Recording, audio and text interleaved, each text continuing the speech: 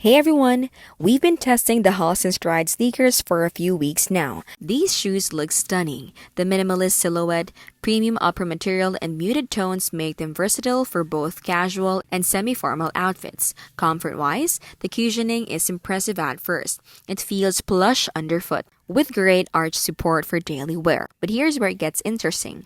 After about 2 weeks, we started noticing a few issues. Minor slipping at the heel, squeaks when walking on polished floors, and some fraying along the inner stitching. Nothing deal-breaking, but definitely not we'd expect at this price point. The sole grip is decent, though not ideal for wet surfaces. We also appreciate Halsten eco-friendly materials and sustainable packaging, which adds value to the brand. Still, it feels like the craftsmanship doesn't quite match the luxury aesthetic they're going for. So while we love the look and comfort, longevity might be a concern.